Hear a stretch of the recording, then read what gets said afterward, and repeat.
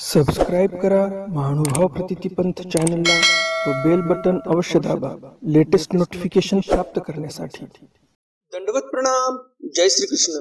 लीळा चरित्राच्या आजच्या सत्रामध्ये आपण पाहणार आहोत महानुभाव पंथाचे आद्याचार्य म्हणजेच भट्टोबा श्री नागदेवाचार्य यांना अनुसरण कसं घडलं, कोण्या परिस्थितीमध्ये ते अनुसरले, त्यांच्या अनुसरणाला किती आडकाठ्या आणण्याचा प्रयत्न केला दादोसाने आणि तरी पण स्वामींनी कसा बरोबर योग आणला आणि कसं भट्टोबासांना अनुसरण दिलं, हे सर्व माहिती खूपच महत्वपूर्ण होणार आहे।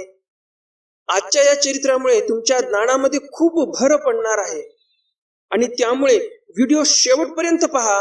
कसे कसे प्रसंग येतात, दादोस किती प्रयत्न करतात भट्टोबा स्वामींजवळ राहू नये म्हणून, स्वामींजवळ जाऊन काय काय सांगतात, आबाईसांना काय सांगतात। खूपच महत्वपूर्ण चरित्र आहे, तुम्हाला नक्कीच आवडणार आहे आणि त्यामुळे लगेच या व्हिडिओला लाईक करा आणि जास्तीत जास्त आपल्या वासनिक मंडळीपर्यंत हा व्हिडिओ शेअर करा। कालच्या सत्रामध्ये मी प्रश्न विचारला होता, आबयोचा उपहार येण्या अगोदर स्वामींनी कोणाच्या उपहाराचा स्वीकार केला। तर आता आपण आजच्या सत्राकडे वळूया।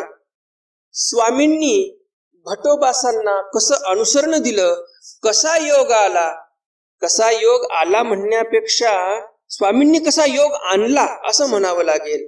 तर जास्त उशीर न करता चला तर आज काही नवीन ज्ञानार्जन करूया। दंडवत हो। मी ईश्वरदास महानुभाव सर्वांचं स्वागत करतो आपल्या महानुभाव प्रतिपंथ या युट्यूब चॅनल मध्ये। आजचा लीळा क्रमांक आहे उत्तरार्ध लीळा क्रमांक 1 अथ उत्तरार्ध प्रारंभ। श्री परेशाय नमः। श्री परेशाय नमः। आपले पूर्वज जे होते, माहिम भट्ट असतील, कवीश्वर व्यास असतील, रामेश्वर व्यास असतील, जेवढे काही मोठे मोठे विद्वान लोक होते, लिखाण चालू करताना जे काही ग्रंथ त्यांना तयार करायचा असेल, जे काही नवीन काही कार्य आरंभ करायचं असेल लिखाणाचं, प्रत्येक वेळेस आपले पूर्वज श्री परेशाय नमः असं लिहूनच ग्रंथाचं लिखाण करायचे। उत्तरार्ध भागाचं लिखाण चालू झालेलं आहे। चरित्रकारांनी ज्यावेळेस लिखाण चालू केलं त्या पोथ्यांमध्ये पण श्री परेशाय नमः असं सुरुवातीला लिहिलं। याचा अर्थ काय? श्री पर ईशाय नमः। पर म्हणजे श्रेष्ठ, श्री म्हणजे मायापूर लक्ष्मी अलंकृत आणि पर ईशाय म्हणजे काय, तर पर म्हणजे श्रेष्ठ, ईश म्हणजे ईश्वर। अशा त्या परेशाला नमः म्हणजे नमन करतो आम्ही आणि नंतर आमच्या या कार्याला आरंभ करतो असं चरित्रकार म्हणतात। श्री परेशाय नमः। खडकुलिये अवस्थान भटा अनुसरण। खडकुली येथे स्वामींचं अवस्थान झालेलं आहे। कालच्या सत्रामध्ये आपण पाहिलं स्वामी खडकुली येथे पोहोचलेले आहेत आणि तिथे स्वामींना आता अवस्थान झालेलं आहे, म्हणजे तिथे स्वामी राहायला लागलेले आहेत आणि तिथेच भट्टोबासांचं अनुसरण होते। सर्वज्ञ श्री चक्रधर स्वामींचं जे जीवोद्धरणाचं कार्य आहे, जे ईश्वरीय कार्य आहे, या कार्याला उत्तराधिकारी भट्टोबासांच्या रूपाने इथे स्वामींना मिळणार आहे आणि भट्टोबासांचं अनुसरण झालेलं आहे इथे, म्हणून इथून उत्तरार्धाची सुरुवात झालेली आहे। संगमेश्वरी भटासी ईश्वर प्रतिती केली। हे संगमेश्वर म्हणजे सावखेड्याचं एका काव्यामध्ये आलेलंही आहे। बोधदान दे स्वामी तयासी जाऊन सावखेडिया, एक काव्य आहे त्यामध्ये आलेलं आहे की स्वामी बोधदान देतात भट्टोबासांना। कुठे जाऊन? जाऊनी सावखेडिया। सावखेड या गावाच्या हद्दीमध्ये, या गावाच्या शिवाराच्या हद्दीमध्ये संगमेश्वर नावाचं मंदिर होतं आणि तिथे स्वामींनी भट्टोबासांना बोधदान दिलेलं आहे। हेही चरित्र आपण आपल्याच्या चॅनलवर पाहिलेलं आहे। जर कुणी ते चरित्र अजून ऐकलं नसेल तर आपल्या चॅनलवर प्लेलिस्ट आहे लीळा चरित्र नावाची, किंवा डिस्क्रिप्शन मध्ये मी सर्व प्लेलिस्टच्या लिंक दिलेल्या आहेत, तर लीळा चरित्राची प्लेलिस्ट म्हणून नाव आहे आणि त्याच्याखाली निळ्या अक्षरामध्ये ती लिंक दिलेली आहे. त्या लिंकवर क्लिक करायचं आणि सरळ तुम्ही त्या लीळा चरित्राच्या प्लेलिस्टवर जाणार आणि त्यामध्ये तुम्ही शोधा. सुरुवातीलाच आहे स्वामींनी भटोबासांना बोधदान कसा दिला, तर या नावाचं एक चरित्र आहे. तुम्ही त्याच्यावर क्लिक केलं की तुम्हाला ते लगेच चरित्र मिळून जाईल. तेने भटासी गोसावियांची आवडी अपार संचरली.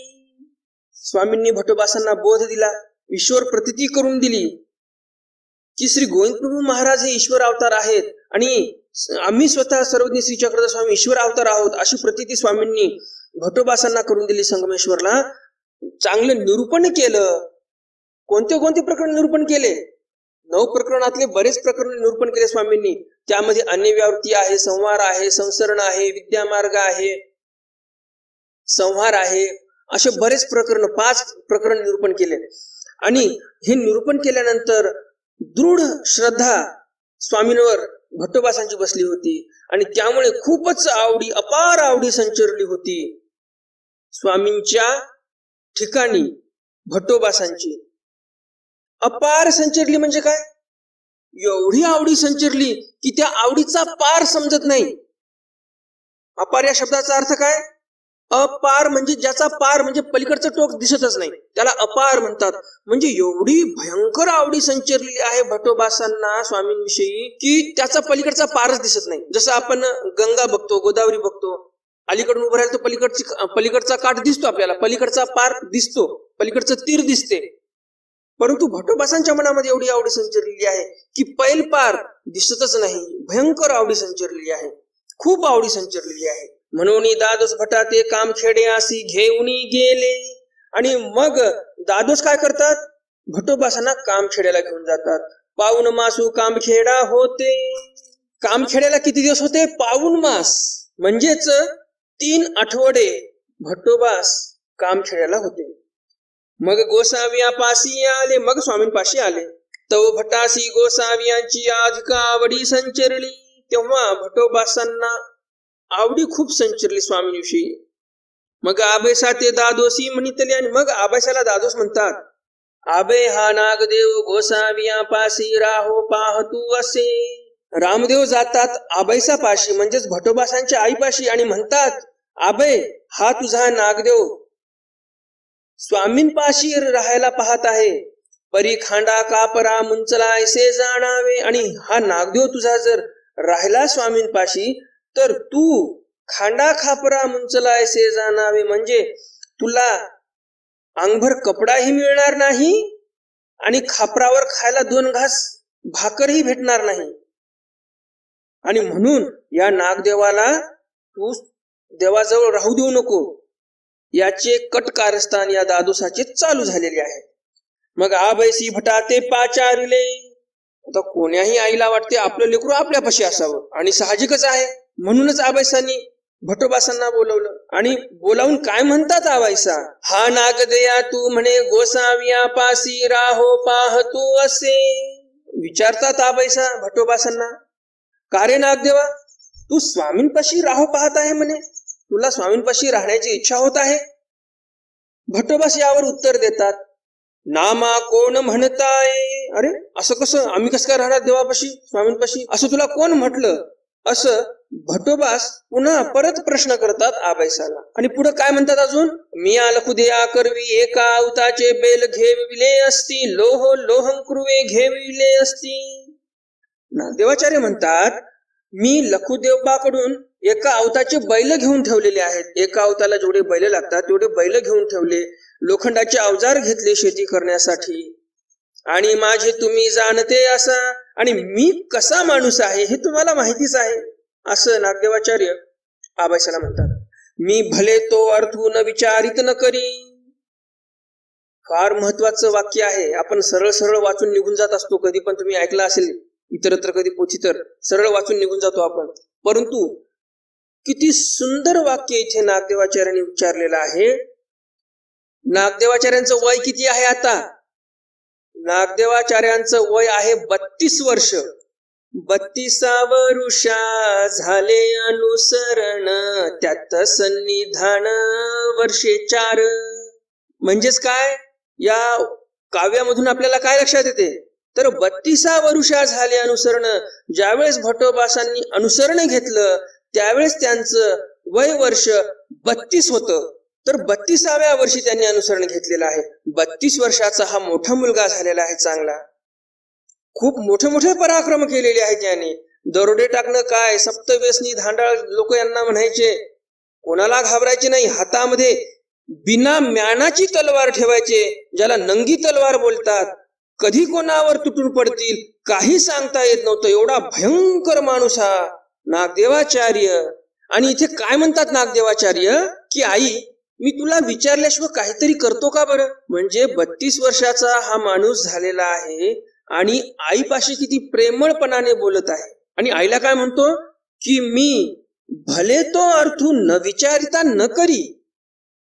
मला काही करायचं असेल तर आई मी तुला विचारल्याशिवाय काहीही करत नाही. आणि आताची मुलं बघा तुम्ही, 5 वर्षाचं लेकरू ऐकत नाही आज मम्मी पप्पाचं. त्याच्या आई बाबा म्हणण्याची परंपरा तर इतिहास जमा होत आलेली आहे जवळपास. परंतु हे मम्मी पप्पा जे म्हणणारे लेकरं आहेत हे हल्ली एवढे लाडाने वाया गेलेले आहेत. सर्वच वाया गेले असं म्हणत नाही मी. कधी असा अर्थ लावून घेत जाऊ नका की मी सर्वांनाच बोलत आहे. काही चांगले गुणी पण मुलं असतात. आता आपल्या या चॅनलवर बरेच काही बालगोपालही आहेत जे पोथी ऐकतात. तर ते वाईट थोडी आहेत. जे चांगले आहेत ते चांगले आहेत. परंतु मी असे काही पाहिलेले आहेत लेकरं जे मम्मी पप्पाने त्याच्या हातातून मोबाईल जर घेतला, 5 वर्षाचा का मुलगा असेल, अक्षरशः तो मुलगा कपाळ हाणतो फरशीवर, डोकं फोडायला पाहतो. मोबाईल का घेतला माझ्या हातातून. आणि शेवटी त्याच्या मनासारखं तो करूनच घेतो. बरं हा एकदम अचानकच हा हट्टी झाला का मुलगा नाही. लहानपणापासूनच त्यानं म्हटलं तसं वागलो आपण. कधीही नाही म्हणून त्याला ऐकण्यात आलं नव्हतं. आणि म्हणून तो कुठेतरी तुमच्याच हाताखाली मोठा झालेला आहे आणि कुठेतरी तुमच्या संगोपनामध्येच कुठेतरी कसर राहिलेली आहे. आणि म्हणून ते लेकरू तसं झालेले आहे. त्याच्यात दोष नाही.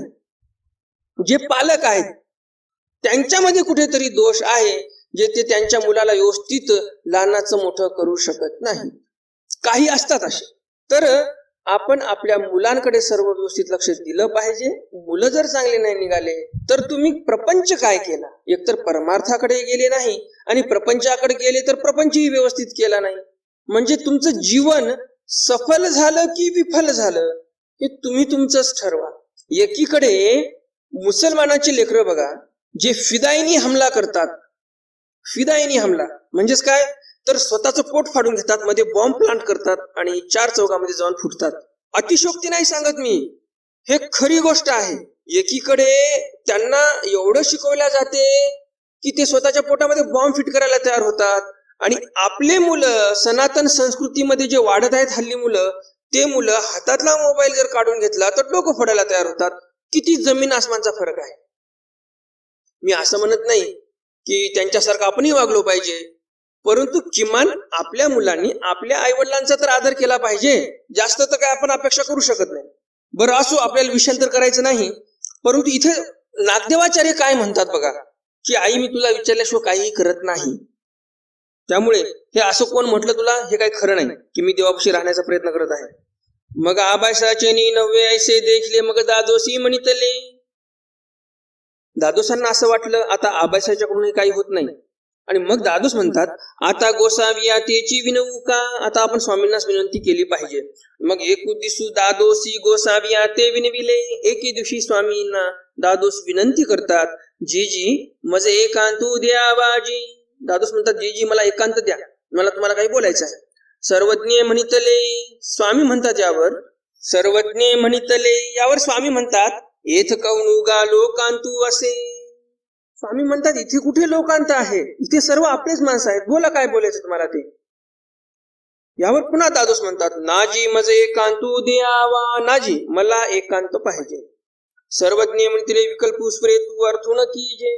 यावर स्वामी म्हणतात दादोसांना ज्या वागणुकीमुळे विकल्प येईल कोणाच्या मनामध्ये, म्हणजेच आता आपण जर एकांतामध्ये जाऊन बसलो काही गप्पा गोष्टी केल्या तर इतर भक्तजनांना वाटेल की यांच्या काय गप्पा गोष्टी झाल्या काय माहिती. कदाचित या दादोसाने आपल्याविषयी तर काही देवाला सांगितलं नसेल असं इतर भक्तजनांच्या मनामध्ये येऊ शकते. तर असा विकल्प कोणाच्या मनामध्ये येऊ नये असं माणसानं वागलं पाहिजे. आळंचू पाळंचू न की जे, असं आळंचू पाळंचू म्हणजेच मनामध्ये या भक्तजनांच्या वाटेल की माझ्याविषयी तर काही सांगितलं नाही माझ्या विरोधामध्ये, असं आळंचू पाळंचू न की जे, असं कोणाला वाटलं नाही पाहिजे, असं आपण वागू नये. ओठांतरा निघाले ते देशांतरा जाईल. स्वामी म्हणतात तुम्ही कितीही एकांतात गप्पा करा, एकदा ओठातून निघालं तर ते देशांतरा जाय, म्हणजेच सर्व दिशेला जाते, सर्व देशामध्ये पसरते. ते एकदा ओठातून निघालेली गोष्ट. एवढं सांगितल्यानंतर तरी पण दादोस काय म्हणतात, नाजी मज एकांतो द्यावा, नाजी मला एकांत द्या. यावर स्वामींना वाटते हे काय ऐकायला तयार नाही, आणि म्हणून स्वामी म्हणतात घ्या घोंगडे सागळ. स्वामी म्हणतात उचला घोंगडा आमचं बसायचं आणि घ्या सागळ. सागळ म्हणजे पाण्याची पिशवी. आणि ते घेऊन दादोस आणि स्वामी निघतात. दादोसी सागळ घोंगडे घेतले मग गोसावी, पहिले गुंफे पूर्वे बीजे केले. दादोस सागळ घोंगडे घेतात आणि स्वामीही निघतात. गुंफेच्या पूर्व दिशेला जातात आणि पाठीमागे गेल्यानंतर गुंफेच्या पश्चिम दिशेला जातात. तेच आसन झाले तिथे स्वामी बसतात. मग दादोसी गोसावी आते विनविले. मग दादोस स्वामींना विनंती करतात, जी जी हा नागदेव गोसावी आपनी अपासी राहोने दावाजी. आईच्यानं काही फरक पडला नाही म्हणून सरळ दादोस स्वामींनाच म्हणतात की या नागदेवाला तुम्ही तुमच्या जवळ ठेवून घेऊ नका. सर्वज्ञ म्हणितले. यावर स्वामी म्हणतात तो कांगा, कशामुळे बरं आम्ही या नागदेवाला आमच्या जवळ ठेवून घेऊ नये असं तुम्हाला वाटते. जी जी हा निकान उभे. दादोस म्हणतात हा नागदेव काही धड नाही, हा चांगला माणूस नाही, हा अनेका धांडाळाचा असे. हा अनेका धांडाळाचा असे म्हणजे नको नको ते गैरकृत्य याने केलेले आहेत, कुवासनेचा आहे, सप्तव्यसनी धांडाळा आहे. आणि म्हणून दादोस म्हणतात हा अनेका धांडाळाचा असे, म्हणून याला जवळ ठेवून घेऊ नका. हा गोसावियाचे काही ऐकेल आणि पहिरा जाऊनी भडभडेल. हा स्वामींचं काही ऐकेल आणि लोकांतात गेल्यानंतर, 4 लोकात गेल्यानंतर काही बडबड करेल. सर्वज्ञ म्हणितले. यावर स्वामी म्हणतात तैसे येथ काही गासे, मा पैरा जाऊनी भडभडेल. स्वामी म्हणतात आमच्यापाशी तसं काय आहे इथलं तो ऐकेल आणि पलीकडे जाऊन बडबड करेल. तैसे येथ काही नसे. स्वामी म्हणतात तसं आमच्या ठिकाणी काहीच नाही. मग आता दादोस थोडी सारवासारव करण्यासाठी काय म्हणतात, नाजी तैसे येथ काही असेल. नाही नाही तसं काही नाही म्हणजे स्वामीपाशी तसं काय असणार आहे असं दादोस पुन्हा म्हणतात. पर गोसावियांचे यासी काही चळो ठेले असे. शेवटी दादोस म्हणतात परंतु या नागदेवाकडून काही राहणार आहे का? जर नागदेव स्वामींजवळ राहिला नाही तर स्वामींचं काही आणणार आहे का बरं? त्यामुळे काय ठेवण्याची गरज आहे? न चळो कांगा येथची जवळीक करील ते तवयाचे गोमटे तेही नवचे. आमचं काही आडो राहो न राहो, परंतु हा नागदेव जर आमच्या जवळ राहिला तर याला जे गोमट प्राप्त होणार आहे, जे आमच्या सन्निधानामध्ये पुण्य प्राप्त होणार आहे, ते असं कुठे गेलेलं आहे का? आमच्या सन्निधानामध्ये राहील तर पुण्याचीच कमाई करेल. मा पहिरा जाऊन येणे कोळीनी घरवात खडा येईल तरी काही. आणि आमच्या असन्निधानी गेल्यानंतर, आमच्या जवळून निघून गेल्यानंतर याने तिकडे कोळीनीच्या घरी जाऊन जरी राहिला, कोळीनी सोबत जरी संसार थाटला तरी आम्हाला काय त्याच? आणि पुढे स्वामी काय म्हणतात, तैसे हा कांगा करील. परंतु हा आमचा भट्टोबास तसा करणारच नाही. कशामुळं? येचीच्या जवळिका काही ऐसा अनसारी खानवे. आमच्या सन्निधानामध्ये राहून त्याच्या बुद्धीमध्ये एवढाही फरक पडणार नाही का की असं काही वागेल तो बाहेर जाऊन? तर नक्कीच स्वामींना म्हणायचं आहे की यांच्या बुद्धीमध्ये फरक पडलेला आहे आणि आमच्या असन्निधानी जरी गेला तरी काही वाईट काम हा करणार नाही. आणि येथीचे पहिरा जाऊन का भडबडेल. आणि राहिला विषय बाहेर जाऊन बडबड करण्याचा, तर तो नक्कीच करणार नाही, कारण आमच्यापाशी काही नाहीच. आणि येथ राहिले त्या ते पाठविजेना. स्वामी स्पष्ट म्हणतात आमच्या जवळ कोणी राहू इच्छित असेल तर आम्ही त्याला पाठवत नाही. जाईल तया ते राहावी जेन. आणि कोणी जातो म्हटलं तर आम्ही त्याला राहवत नाही. ऐसे गोसावी निरूपिले. असं निरूपण स्वामींनी केलं. हेतुकेनी दादोस उगेची राहिले. दादोसांना वाटलं आता आपलं काहीच कुठं डाळ शिजत नाही आणि दादोस गप्प बसतात. मग गोसावी बिढारासी बिजे केले. मग स्वामी बिढाराकडे आले. मग गोसावियांशी वेळीचा पूजावसर झाला. मग स्वामींना संध्याकाळचा पूजावसर झाला. दादोसी 5 पोफळे आसनावरी ठेविली. दादोसांनी स्वामींच्या आसनावर 5 पोफळे म्हणजे सुपाऱ्या ठेवल्या. सेंभरी दंडवते घातली 100 दंडवत घातले. मग उद्याचा पूजावसरी दादोस या आसनावरी एक पोफळ ठेवले. सकाळच्या पूजावसराला परत दादोस आले. स्वामींच्या आसनावर एक पोफळ ठेवलं, एक सुपारी ठेवली, एक दंडवत घातले, म्हणजे एक दंडवत घातला. मग निघाले. मग दादोस निघाले. मागुत वावली जवळ गोसावी यांची श्रीमूर्ती दिसे तव जाती. कसे निघाले? स्वामींकडे पाठ करून नाही निघाले. स्वामींकडेच तोंड आहे आणि मागे पाऊल टाकत टाकत मागे मागे मागे मागे जात आहे. ज्याप्रमाणे गाडी आपण रिव्हर्स गिअर मध्ये चालवतो त्याप्रमाणे दादोस स्वामींकडे पाहत आहेत. तोंड स्वामींकडे आहे आणि पावलं मागे टाकत आहेत, कारण स्वामींना पाठ नको दिसायला. अवघी निघाली. सर्वजण निघाले. जोपर्यंत स्वामींची श्रीमूर्ती दिसत होती तोपर्यंत दादोस हे असे उलट चालत होते, म्हणजे तोंड स्वामींकडे आणि मागे मागे पाऊल टाकायचं, अशा प्रकारे चालत होते. आबाईसे उमायसे महादायसे भट्ट पैल ठावो वरी गेले. सर्व निघाले. आबाईसा गेली समोर, उमाईसा महादायसा भट्ट सर्व गेले. मग भट्टी म्हणितले थोडस दूर गेले निघून. आणि मग भट्टोबास म्हणतात, आबे नावे पोते घ्या हो. भट्टोबास आईला म्हणतात, आई थोडस पोत घे बरे, मी अवकाशा जाईन, मी थोडं अवकाशाला जाऊन येतो. अवकाशाला म्हणजेच शौचाला जाऊन येतो. तुम्ही चाला, तुम्ही समोर चाला, मज पारुखो नको. भट्टोबास म्हणतात, माझ्यासाठी तुम्ही समोर जाऊन थांबू नका, तुम्ही चालत राहा. नाहीतर मी येत आहे नाहीतर मी मागून येत आहे म्हणून तुम्ही रस्त्यामध्ये कुठे थांबसाल, तसं करू नका. मी अवकाशात जाईन, मला थोडा वेळच लागणार आहे आणि त्यामुळे तुम्ही मागे परतून पाहूही नका आणि माझ्यासाठी कुठे थांबूही नका, तुम्ही चालत राहा. तैसेची भट्ट गोसावी या पासी आले. आबाईसा समोर निघून गेल्या की भट्टोबा सरळ स्वामींपाशी परत आले. गोसावियासी पट्टी शाळेवरी रिक्ता डाव्या हाता पूर्वामुख आसन असे. स्वामींना पट्टी शाळेवर रिक्ता डाव्या हाताला पूर्वाभिमुख आसन होतं. पूर्वेकडे तोंड करून स्वामी बसले होते. गोसावियांशी दंडवत घातले, श्रीचरणा लागले. भट्टोबासांनी स्वामींना साष्टांग दंडवत घातले, पाया पडले आणि मग स्वामी म्हणतात, कांगा आले ती. स्वामी म्हणतात, का बरं तुम्ही परत आलात? काही विसरले ती, काही विसरलात का? नाजी. भट्टोबास म्हणतात, काहीच विसरलो नाही. तरी का आले ती? स्वामी म्हणतात, जर काही विसरलं नाही तुमचं तर परत का आलात तुम्ही? नाजी मी गोसाविया पासी 7-5 दिस राहीन. भट्टोबा स्वामींना म्हणतात, नाजी मला स्वामींजवळ 7-5 दिवस अजून राहायचं आहे. सर्वज्ञ म्हणितले. स्वामी म्हणतात, तैसे येथ राहो ने दिजे किंगा. आम्ही तसं इथे राहू देत नाही कुणाला. तुम्हा असो आवडेल तवा साल, जावो आवडेल ते वेळी जाल. स्वामी बघा काय म्हणतात.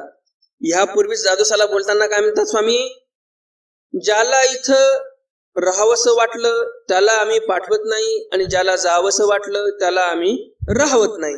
आणि इथे स्वामी काय म्हणतात, तुम्हाला ज्यावेळेस राहावंसं वाटलं तुम्ही राहणार, जावंसं वाटलं त्यावेळेस तुम्ही जाणार. तसं आम्ही इथे तुम्हाला राहू देणार नाही, तुमच्या मनाची मर्जी चालू देणार नाही आम्ही. नाही तर तुम्हाला कधी जावं वाटलं निघाले अर्ध्या रात्री, या वाटलं कधी आले, असं नाही चालणार. येथोनी पाठवी जेले ते वेळी जावे, येथोनी बोलावी जेले ते वेळी यावे. स्वामी स्पष्ट नियम सांगतात, आम्ही तुम्हाला इथून पाठवलं तर तुम्हाला जाता येईल, बोलवलं त्यावेळेसच येता येईल, असं नियमात राहावं लागेल. तैसे तरी येथ राहू दिजेल, तसं असेल तर आम्ही तुम्हाला राहू देऊ. यामागचं कारण काय असेल? दादोसांना स्वामी तसं बोलले आणि इथे नागदेवाचार्यांना असं बोलले.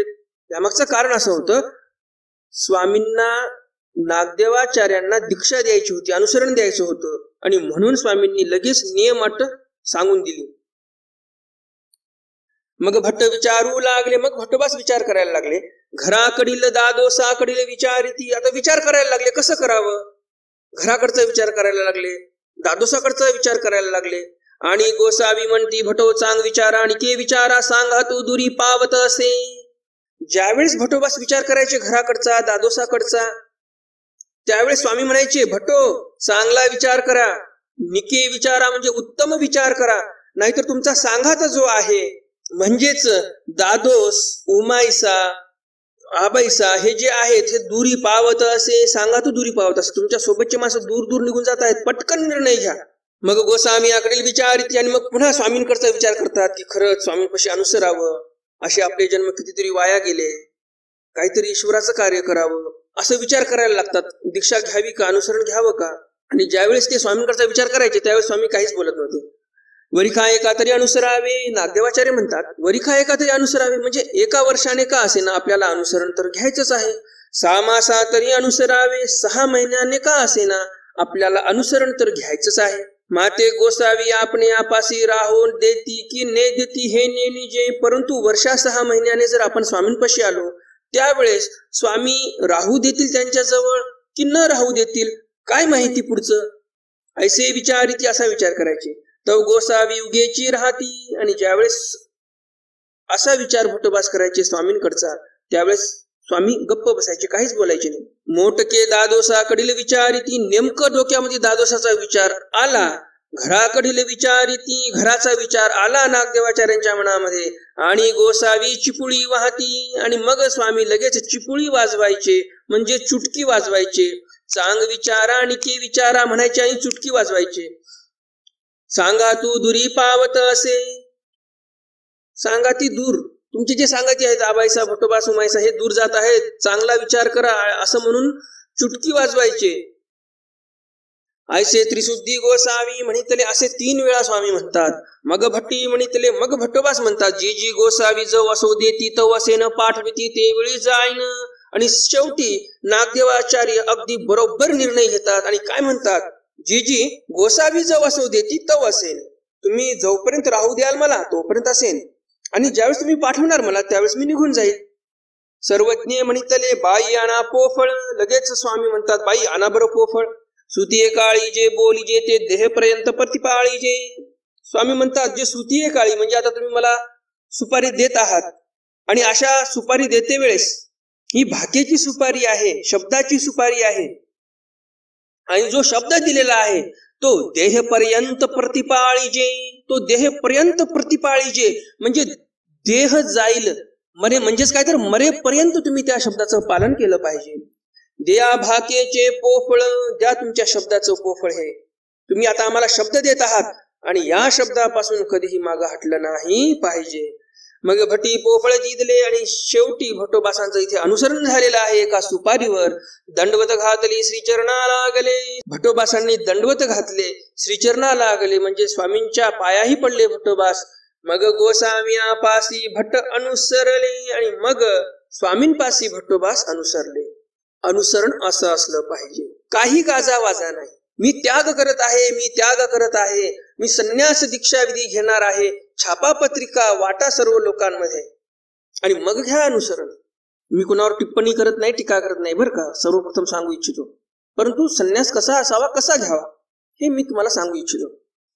स्वामींनी एका ठिकाणी सांगितलेलं आहे, ज्याप्रमाणे एखादा योद्धा आहे तो रणभूमीमध्ये उतरलेला आहे आणि ज्यावेळेस तो शत्रू सैन्यावर हातात भाला घेऊन प्रहार करतो, भाला फेकून मारतो, कारण ते शत्रू अंगावर येत आहे. तो भाला हातातून कधी निघून गेला, कधी वार झाला हे कोणाला कळतही नाही. तो काही गाजावाजा करत नाही, तो काही मोठा कार्यक्रम ठेवत नाही की मी शत्रूवर प्रहार करणार आहे, शत्रूवर चालून जाणार आहे तरी सर्वजणांनी बघायला या, असा काही कार्यक्रम नसतो तिथे.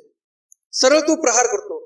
तर एवढा मोठा संसार शत्रू आपल्यावर चालून आलेला आहे, तर स्वामींचंही म्हणणं हेच आहे की कोणालाही पत्ता लागला नाही पाहिजे, असं सर्व सोडून निघून गेलं पाहिजे, असं अनुसरण झालं पाहिजे. ज्याप्रमाणे हातातून भाला निघून गेला पुढच्या शत्रू सैन्यावर, कोणालाही पत्ता लागला नाही, त्याप्रमाणे अनुसरण झालं पाहिजे असं स्वामी सांगतात. समोरही बरंच काही चरित्र उरलेलं आहे, तर ते जे काही एक पॅराग्राफ उरलेला आहे तो आपण उद्याच्या सत्रामध्ये पाहणार आहोत. चांगलं सविस्तर विवरण मी त्याचं करणार आहे, सविस्तर तुम्हाला मी समजावून सांगणार आहे उद्याच्या सत्रामध्ये. उद्याचं सत्र अत्यंत महत्वपूर्ण होणार आहे, अशी माहिती तुम्हाला कुठेच मिळणार नाही याची मी तुम्हाला शाश्वती देतो. कारण असं मी तुम्हाला विश्लेषण करून नक्कीच सांगणार आहे. एवढं सुंदर विश्लेषण राहणार आहे उद्याचं या पॅराग्राफचं समोरच्या, कधी तुम्ही तसं ऐकलं नसेल. साधू संतांच्या उपयोगी जाईल, कर्मराठीत जे लोक आहेत, संसारामध्ये लोक आहेत त्यांच्याही उपयोगा जाईल.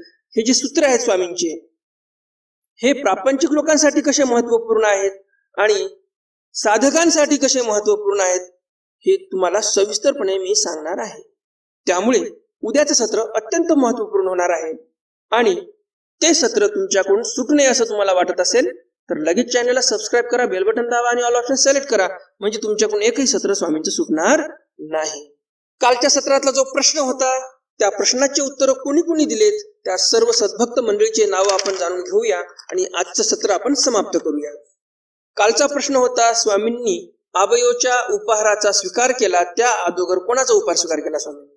प्रश्नाचं उत्तर आहे, कावळगावचे जे विष्णू भट्ट होते त्यांचा स्वामींनी उपहार स्वीकार केला. तर या चरित्रातून आपल्याला काय शिकवण मिळते?